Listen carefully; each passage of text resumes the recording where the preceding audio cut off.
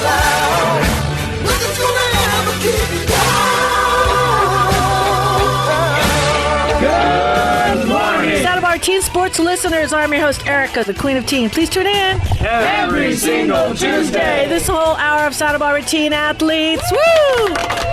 And we're talking all athletes. Welcome, everybody. This is Erica Salda. I've got a huge show this morning, and I'm so excited. Dominique I have had giggles all week because we've got the Dons, Chargers, Cardinals, and Royals recaps this week. And we're doing something different. We're actually bringing in a couple of the alums. We've got Anna Coordinato from class of 2018. And then we have our own Ed Langlo, class of 67. Ed, aren't you glad that you answered the phone at 11 o'clock at night? Well, I don't know that I can say that, but... Who answers the phone? I expected to get the voicemail. Most people turn off their phone. Second ring. Hello, Erica. I mean, you probably thought, like, Erica was in the hospital. Erica needs Ed. I don't know what were you thinking? Why is Erica must be wrong. Booty call. I don't know, Ed. I don't know. Booty call. What's going on? I got you. I know. It's a clean show. I don't know what's going on. It really fits right into what I'm doing because doing the recap, I've been in touch a lot with Abe Jahadami and my old football coach, John Stoney. I've been talking with John. He came to our reunion last weekend. So yeah, it's gonna segue right in. Yeah. So you brought that football, right? We still have the football from the 1965 Dons Royals game, and that was the first game that the Royals prevailed in football. 5 seasons prior to that, they got beat, and in 1965, my junior year, we came out on top, 21-20. So they saved the ball, and all the fellas on the team autographed that ball. So it is now kept in the athletic director's office. And I actually went out and bought a trophy case for it, a plastic case to protect it because I was taking it into harm's way at our reunion. So we still have that ball, and I did bring it, and we were able to have Coach Stoney hold that ball, and all the football guys that were at the reunion gathered around for a photo op. So I like the way he referred to his classmates at the reunion as harm's way. You start drinking when you're 70 years old. You put things in harm's way, Richard. Yeah. Hey, but you might want to lateral that ball to your old tight end. I did not want to be the guy that brought that back in a shopping bag in pieces to the school. So I went and bought a trophy case and enclosed it in a plexiglass. Very wise. I tell you, well, let's hands together for, again, I can't say it enough, Abe Jahadami, what he's done for Friday Night Lights. Abe has been there every time. I think he's the longest standing AD in the county. I could be wrong, but if anybody knows any different, let me know. But this guy is athletic director. Right. There you go for Dominique. Okay. Yeah, that's what we try to do. I need that too, Dominique.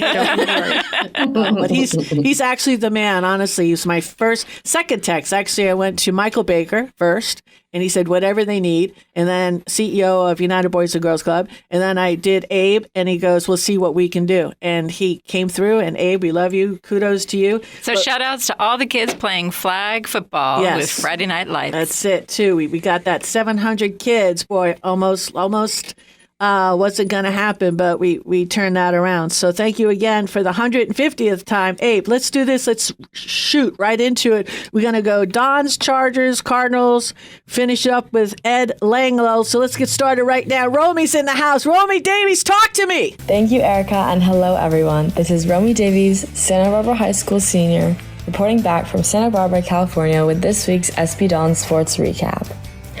On Saturday, their cross-country teams placed in the top 5 at the Ojai Invitational at Lake Casitas course. The boys came in second and the girls in fourth behind champions San Luis Obispo. The Tigers won the boys division with 16 points, followed by Santa Barbara with 56. McKenna Show led a tight group of 3 for the Santa Barbara girls, placing 22nd with a 3-mile time of 22 minutes and 10 seconds. In water polo news, the Santa Barbara boys water polo team finished with 3 straight wins, including 2 one-goal wins on Saturday against Maricosa and Edison.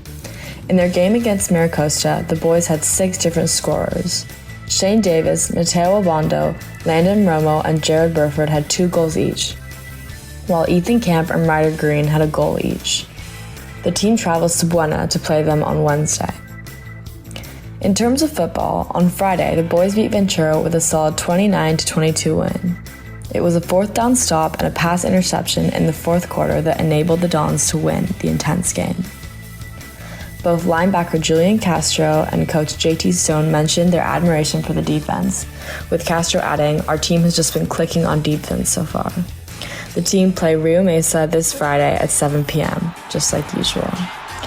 That's it for this week's SB Dons recap, and see you next time. Thank you, Romy. She's awesome. All right, next up, second-year returner, along with Romy, Matthew Weitzel's DP Chargers. What's going on, Matthew? Thank you, Erica. Now let's get into DP's last week's recap. As always, I'm Matthew Weitzel, and let's get into it. We start out today with football. This Friday, they lost against Pacifica 49-3, with DP finally able to get a field goal in the 3rd quarter. And for the stats for that game, Tripathi with 1 field goal. And although the game came to an unfortunate conclusion, the post-game party was incredible. And now, we move on to DP Water Polo, where DP plays Garces Memorial Rams. We have a win against them, 8-6. Great job, DP. And now, we move on to girls volleyball. They entered in a tournament this past weekend with a win against Central 2-0, a win against Monarch 2-1, making them able to move on to the next round, where unfortunately they have a loss against Campbell Hall, making them not able to move on. But in non-tournament news, they again unfortunately have a loss against San Marcos 3-0. San Marcos winning 25-20, 25-23, and 25-16. 3 very close games, but DP never really being able to pull ahead. Although not a great week for DP Sports, there is still a lot of season left for all these great players and teams. So go get 'em, Chargers, in the next week. This is Matthew Weitzel signing off. Wow, that was fantastic. Bishop Cardinals, class of 2018, Anna Coronado. What's going on, Anna? Thanks, Erica. Now for Bishop Diego's sports recap. I'm Anna Coronado, class of 2018, and let's get into it. This week, Bishop varsity football experienced an incredible win over St. Pius Matthias Academy with a final score of 26-6. In the thrilling game, Brian Trejo had 3 interceptions, while Karan Gossett and quarterback AJ Veal made big plays for the Cardinals offense and helped secure this week's win. The Cardinals proved that they can easily bounce back from their first loss of the season last week, holding a 4-1 record in the league now. Great job, boys. In girls volleyball news, this week Bishop swept Grace Brethren to secure their second league victory. Eliana Arzua led the team with 17 aces and Mia Bazzani contributed 10 kills. Well played, girls. In other Cardinal updates, boys water polo lost their first 2 games on the opening day of their tournament at Western High School, but hopefully they can continue to bring the intensity for the rest of the tournament. Congratulations to Max Schwartz and David Aquistapace on their 2 goals for Bishop, and to goalie Reagan Adams for his 7 blocks. In girls tennis news, unfortunately, they couldn't secure the team win against Orchid Academy, but Sam Kenny swept Orchid in her 3 sets as a singles player. Well, that's all for this week's Cardinal recap, and tune in for more next week. Thanks, Erica. Woohoo! Saved the best for last. Ed Langlow, class of 1960. I would say 2067. 1967. Ed Langlow. Thank you, Erica. Here's the sports recap through September 16th for the San Marcos High School Royals. In football, the Royals met the Buena Bulldogs in Workington Stadium Friday night for their 5th overall game of the season. In the first minutes of play, the Bulldogs blocked a San Marcos punt into the end zone for a safety. Ventura then took the kickoff to the 47-yard line when senior quarterback Zane Carter hit Colin Gunther with a 41-yard pass for the first touchdown of the game. Then with 2 minutes left in the half, Luke Crawford intercepted a Buena pass, giving the Royals the ball on their own 18-yard line. After a couple of carries by Andre McCullough, quarterback Josh Engel completed a bullet pass to senior Patrick Kelly. Kelly carried the ball for 68 yards and a touchdown, leaving the score Buena 17, San Marcos 7. San Marcos caught the Buena defense off guard in the fourth quarter when Engel handed the ball off to McCullough, who then handed the ball right to Kelly for a 47-yard gain. McCullough then scored, bringing the count to Buena 25, Royals 13.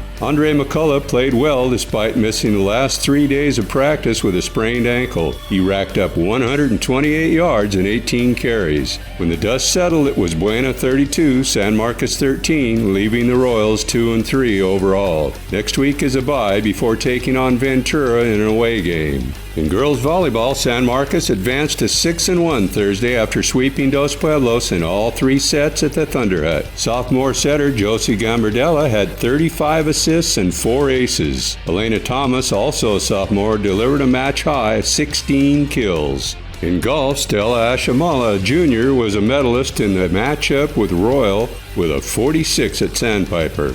And Jeff Forrester was selected to play in the Pure Insurance Championship at Pebble Beach. The tournament will be televised on the Golf Channel. We'll be right back with Dominique Hackett and something we all need a little more of, Hygge.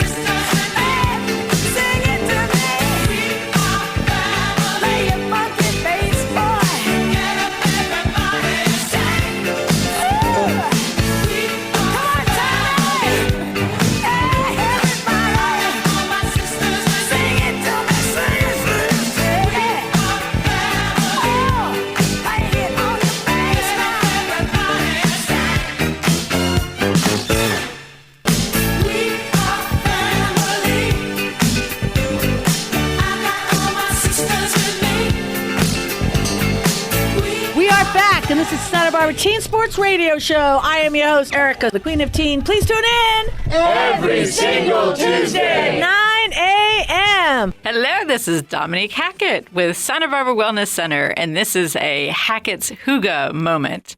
When we talk about Hygge, we're thinking of those comfy, cozy things in our lives that make life really enjoyable, make learning really enjoyable, and just build character, build friendships, build family and community. So I love sharing stories. And so this week, I have a story about truth and story. So those are the two characters in the story. And this story was told in a storytelling circle. So if you don't know it, there are gatherings of people that happen all around the country and all around the world where storytellers from lots of different cultures come together and share their stories. So this story is a gift to teens talking about truth and story. So once upon a time, Truth walked into a village. The local people started cursing him. They said all sorts of mean things, and they chased him out of the village. Truth walked down the road kind of shocked at this reception, and he walked to the next town. And in the next town, they spit at him and cursed and said all sorts of mean things, and also drove him out of town. He was really lonely and sad, and the road was just empty. And he walked and walked and walked till he got to the next town, hoping that he would find someone who was happy to see him and who would embrace truth with open arms. So he walks into the third town, and he walked in, it was late at night, and he was hoping that maybe when the villagers saw him in the dawn's early light, maybe that would be the light that would make them be happy to see him. But instead, when they saw him, not only did they spit and curse at him, they threw their garbage at him. So he ran out of town and he ran to the edge of the woods, and he was sitting there and crying and wiping the garbage off of him when he heard laughter and singing and applause and just all sorts of happy things going on. And so he peered through the trees and he saw that the town folks were applauding Story. Story had entered the town. And after Story told the townspeople a story, they brought out their fresh meats and soups, and they did like a big buffet and a big community feast, and everybody was just so happy that Story was there, and Story was smiling and just soaking up all their love and appreciation. So when twilight came again, Truth was just so sad sitting at the edge of the woods that he was crying. And Story heard the tears, someone crying, and he wandered over to find out what the story was. Truth told Story just how miserable it's been. He's gone from town to town to town, and everyone has just been mistreating him. And he's so sad and lonely, and he really wants to be accepted and appreciated. And Story explained to Truth, of course they all reject you. Story looked at Truth, and he lowered his eyes a bit to the side, and he says, no one wants to look at naked Truth. So Story gave Truth brilliant, beautiful clothes to wear, and they walked into town together, Truth with Story. So first of all, he went in all these towns with no clothes on? Well, because, I can see why someone would throw stuff at him. And with that, just saying. No, okay. You can kind of think about it like that. Okay. So Truth is there with Story, and the townspeople greeted them with warmth, appreciation, and affection, because Truth was wrapped in Story's clothing, which was beautiful and something that was easy to behold. And ever since then, Truth travels with Story, and they are always accepted and loved, because that's the way that we like it to be. And so the beautiful purpose to this story that I felt when I read the story was a realization that sometimes, especially for teens, sometimes in watching what's going on in life, watching what's going on with your friends, community, and so forth, you'll have an aha moment where you'll realize the truth of something, and you just want other people to know the truth that you have realized.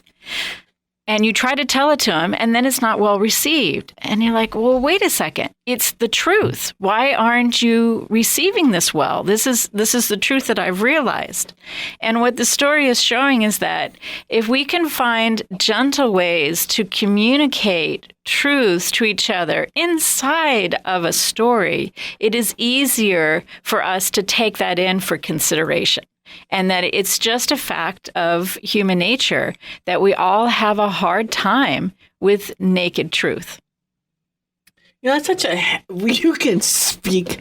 This book's written on this stuff, right? So we're going to go around. Fortunately, we have Dr. Jean in the house, okay? And this is right up her alley. So let's crack this open. This sounds like my journey as a Scorpio becoming a therapist. I had to really learn how to reel back just saying exactly what I would see or think. There's a lot of work that we do in, with clients of just creating what we call a coherent narrative. Right? Sometimes the first time you look at something, it looks one way. And then later, after you've sort of digested it or you've looked at it from different angles, the story changes. So I really like that, even truth itself is got some give, right? Depending on how you're looking at it or who's looking at what's happening. So that's how I took it. Nice. Let's do this. Yeah. I want to expand on this, but we've got to take a break. So let's come take back a quick with Christine Marie. Yeah, we're going to come back with Christine Marie right after these messages.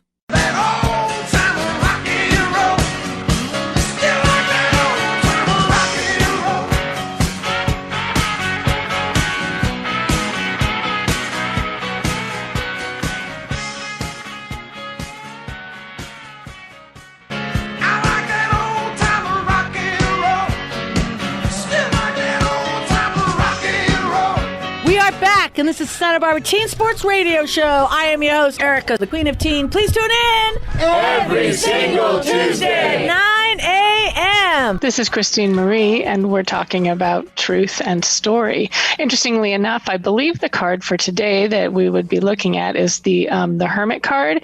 And in this Hermit card, it's like going into the cave and reading your writing on your own wall, right? Connecting in with what I would call the high holy and the holy earth, and relighting your refilling your battery, recharging yourself. And I think almost that's about getting in touch, connecting back in with yourself so you can have a perspective of the story. I think the beauty of tarot for myself is that I tell stories all the time to people that are in the cards, and those stories relate to different things for them. Some people might ask me, are you telling me that this is going to happen? And I would say, wow, is that what comes up for you when you hear that story? That's pretty interesting, you know? And so, because I'm not a diviner of sorts, but the stories in the cards are rich. And they're stories in my life. They're stories that these cards elicit from me, the visuals, the pictures. That's why I work with these specific cards, because the stories that come, fairy tales, oh my goodness, I was a Waldorf kindergarten teacher. I told stories upon stories upon stories. We worked with stories. We told stories. We did puppet shows with stories, and we acted the stories out. And there was a reason.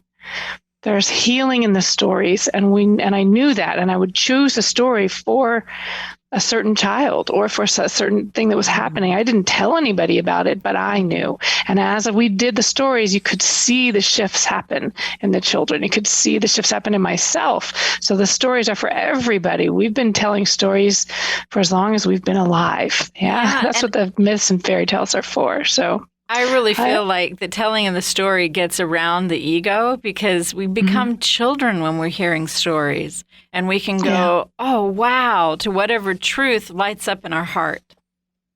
Yeah, and I like to think too, also, we all have, sometimes when I hear someone saying, well, that's the truth, sometimes I can think in my mind, well, that's their truth. It's how they understand it. It's how they're perceiving it. We all have perceptions based upon what has happened to us in our lives as children, as teens, as adults, but it shifts. It shifts the way we see things. And so when we can hear somebody else's story, we're given their perspective. It broadens our perspective. It's such a nice thing, stories. Yeah, just dropping the ego. Don Sanders is going to add to this. Yeah, it reminds me of a story in Buddhism about a bodhisattva called Never Disparaging.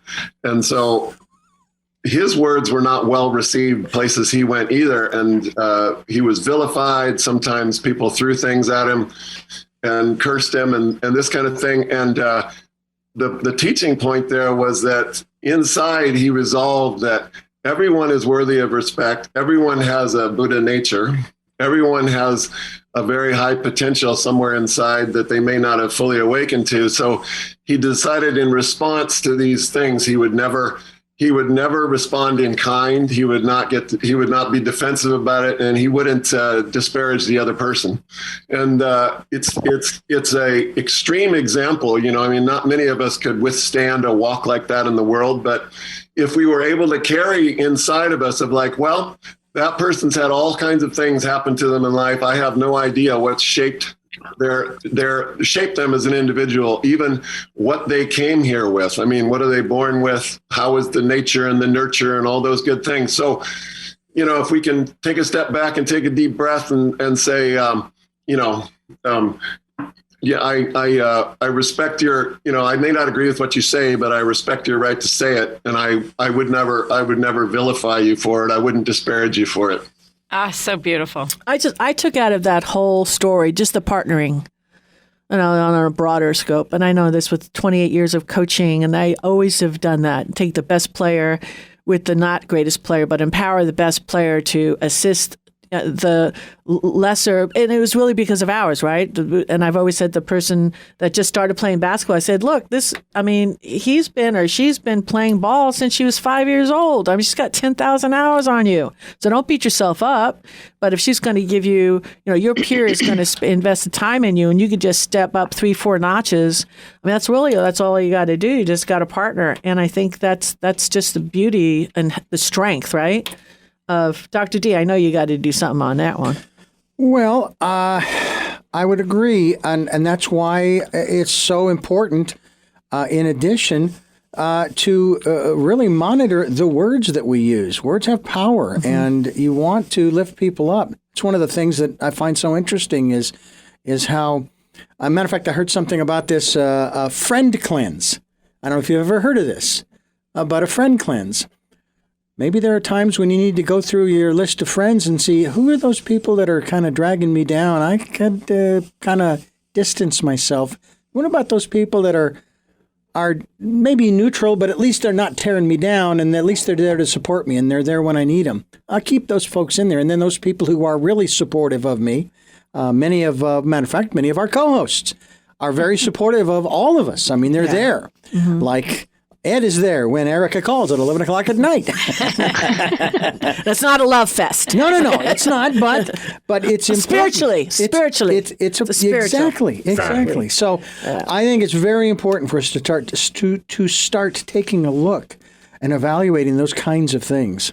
And that's kind of what teens are working on and working through in high school. You meet so many people and you are thrilled. We call it the honeymoon stage, where when you make friends for the first time and it just feels wonderful. And then little things happen, and then your friendship gets tested. And it's not bad. It's not bad on you or bad on the other person. You're just figuring out who's your tribe. And your tribe are going to be those people that are there for you when you do really well and celebrate, and they're there for you when things don't go well, and they're just there. They say, I see you. I think that's why the sports, band, anything that you do, sing, dance, cheer, is so important, because the people that you're going to associate yourself with you in that group, not necessarily would ever you meet on campus, you'd even want to be a friend, but you have to figure it out. You have to figure out, otherwise the success of your season depends upon did you or did you not figure it out. Because the people that figure out, you're down like 4, you got a minute left, that if you can just have that magic unite, it's a game changer. It's thrilling. It's thrilling. It's so exciting. Great story to tell later. Definitely. Absolutely. This is a good chatter right here, guys. I heard Ed Langlow's got a story to share. And we're going to get to him right now after these messages. Well, now together we will stand, every boy, girl, woman, and a man.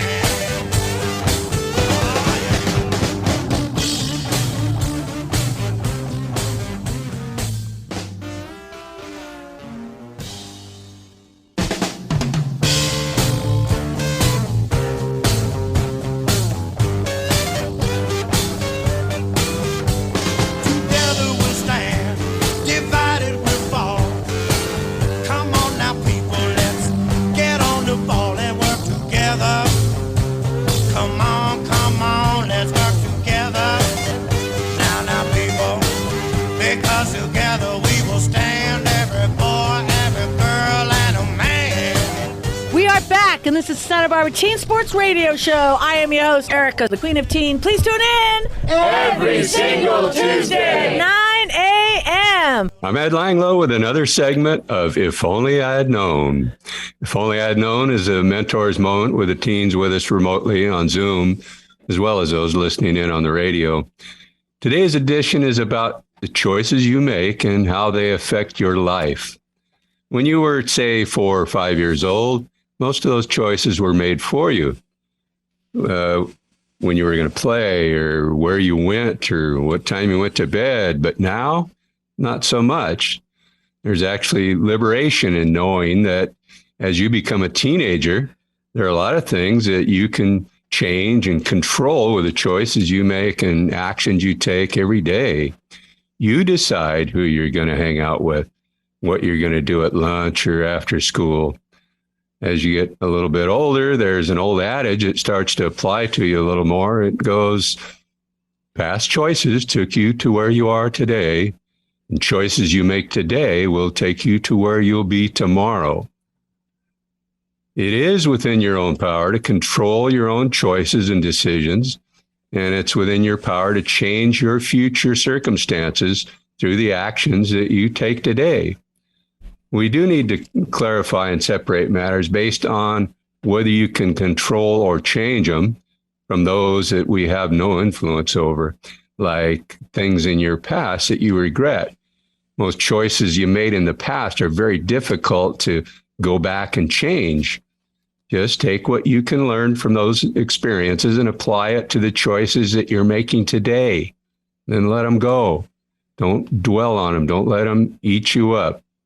If only I'd known that when I was young. Speaking of which, how old do you think I am? Well, don't answer that. I heard the laughter. Next April, I will be 75. So I have a lot of life to look back on that I can't change. But you, if you're a teenager, are just the opposite. You have a huge amount of time in your future that you have control over. That's a real gift, that you have that kind of control over your life that you really should take advantage of.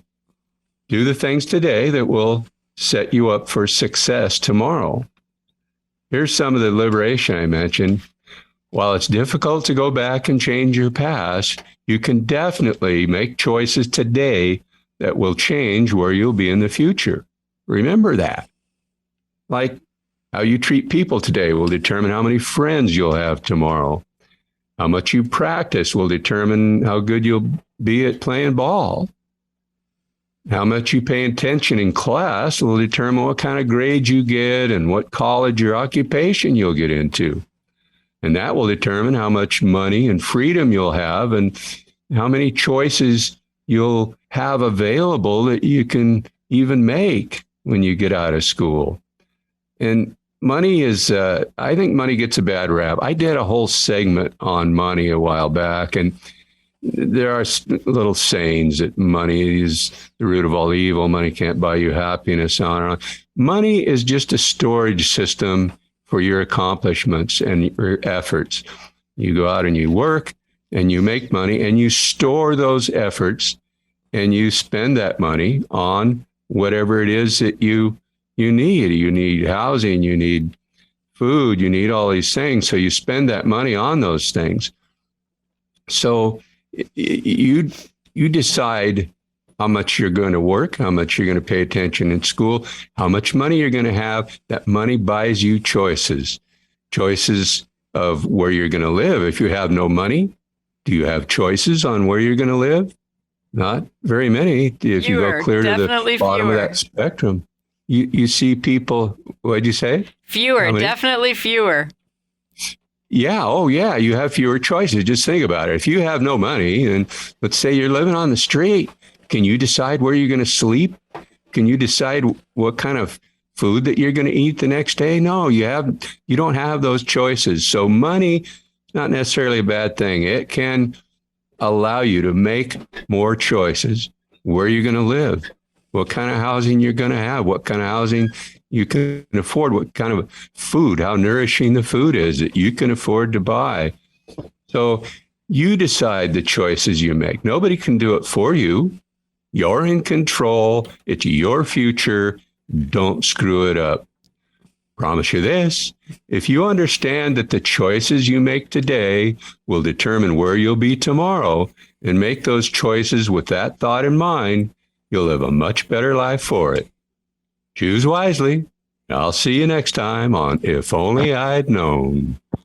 Sweet, Ed. Thank you, Ed. Boy, I felt that was really heart. You were reflecting back, Ed. You made a few mistakes there, huh? Just saying. Yes. Dropped the ball a few times, Ed. Is that what you're trying to say to us? Yes, but it made a rich character. Very rich. You know, and then there is an addendum to his conversation there, or his presentation on choice. If you don't know that you have certain choices, you can't choose them. And that's why when I talk about choices and knowledge of those choices to help make your dreams come true, I talk about those different possibilities that you don't even know about. It's like when the lockdown was declared, I was optimistic about the future and the opportunities that we didn't even know existed. And a lot of people actually, and I'm not talking about, going up against the wealthy in this country, but I'm talking about just mom and pop.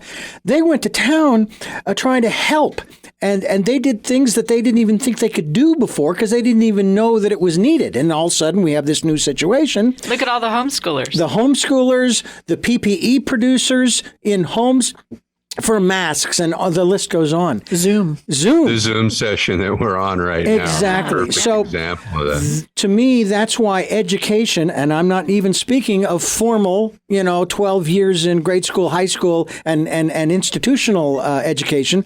I'm talking about just learning what's going on around you, or learning from people like Ed in terms of what he's sharing in If Only I Had Known. You may have never considered that before. Just hold a space for the present. Dominic always talks about it, present, and understand that you are exactly where you are and where you need to be. So drop everything and just reflect on that. So this way you don't feel the shame. And not that you don't process shame. If you feel bad about something, let it out, process it. Talk with people like Dr. Jean. And Dr. Jean, why don't you throw out your contact information, because we're going to come right back to you anyway. So it's important. I might be calling you after this session. Those are good additions, guys. Thanks for bringing those things out. Those are excellent. Yeah, that's great. I was thinking too about what you were saying there, Dr. D, about not even knowing that you have a choice sometimes. And I think sometimes when we actually do step up and have that choice, sometimes we make the wrong choice, and those failures are just as important. So yeah, definitely resonate with that. But if anybody does want to reach out to me, I can be reached at drjeantherapy.com. That's DRJEAN therapy.com. Nice. All right, let's take a break. We'll be back with more after these messages.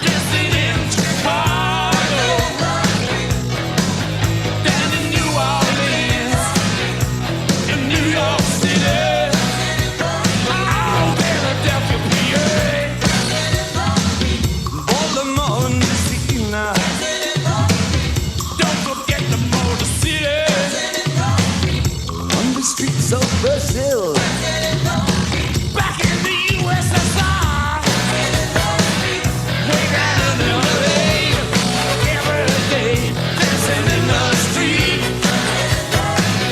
crossing China too, me and you, dancing in the street.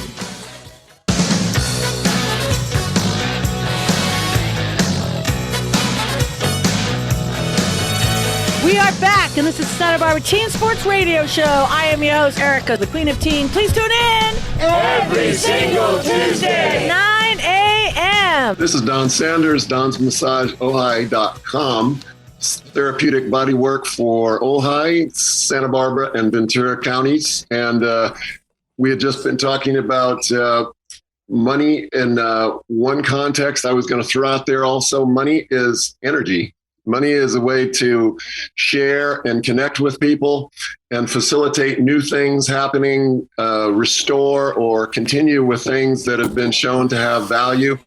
And our relation to money, how we decide to go about, and this is, I want to be addressing the young folks, is that, the way, the spirit in which we go about making and engaging with others based on that currency exchange or that exchange of money, we have to reflect constantly about, is this thing that somebody's telling me or teaching me to do, does it feel right to me? Does it feel right with who I am?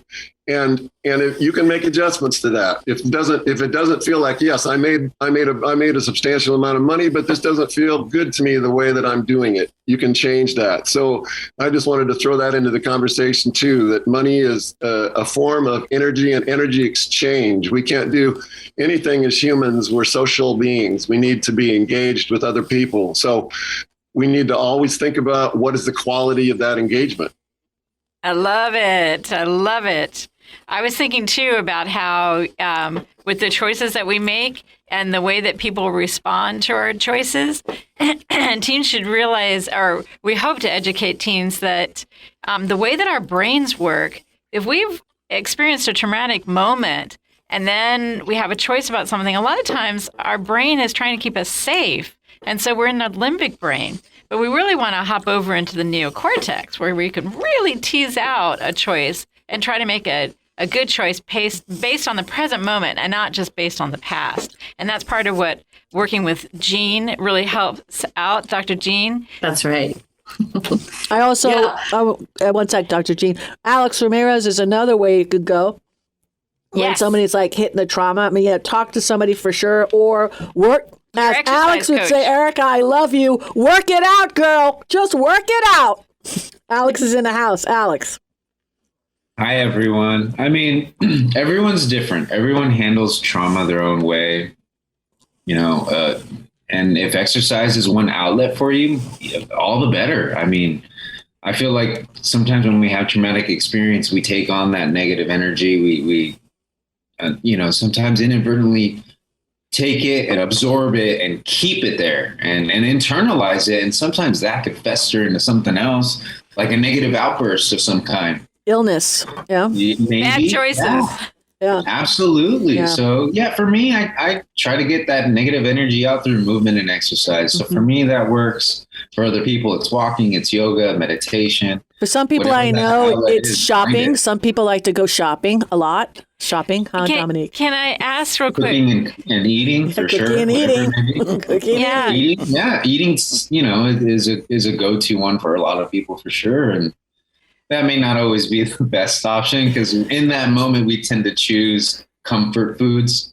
So the problem's still there. You still face the problem regardless. But whatever helps you process it and deal with it and turn a negative into a positive. Nice. That's always helpful, seeing the brighter side of things. The key is identifying it and don't store it. It's like we're talking about today for our kids. Why does it get stored in the body? Yeah, well, that's a whole nother show because, we got to do right now. We got 3 minutes to go around and be thankful.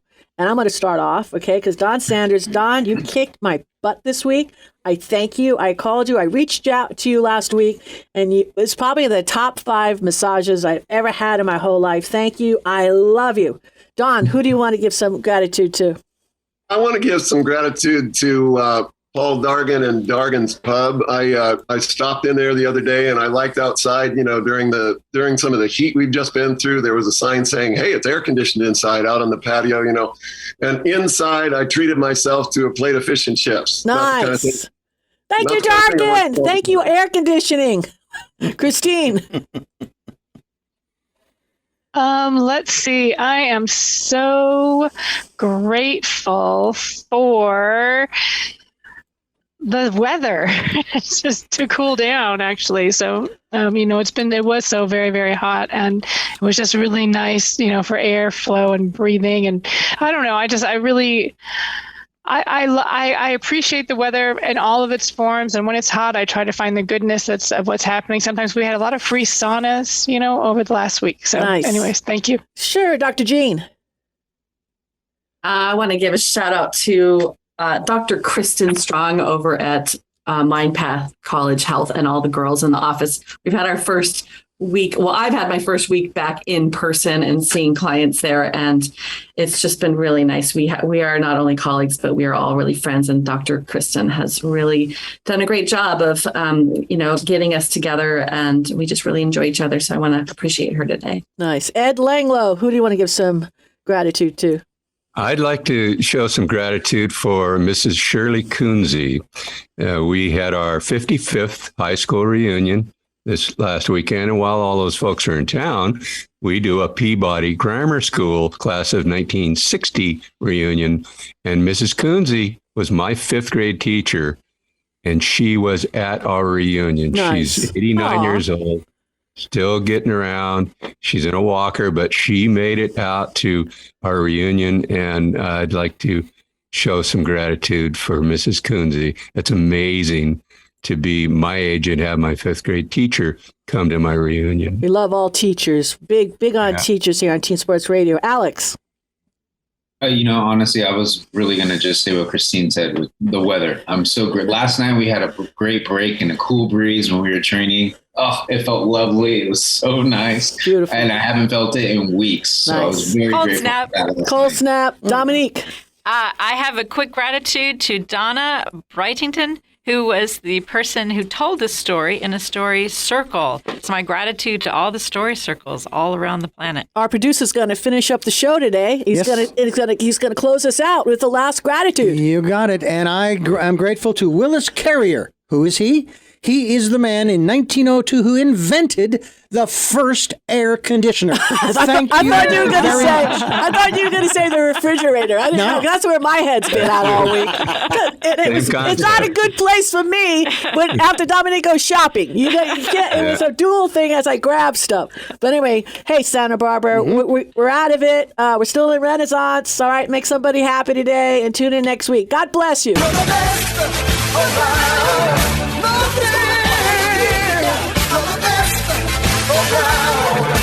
Nothing's gonna happen.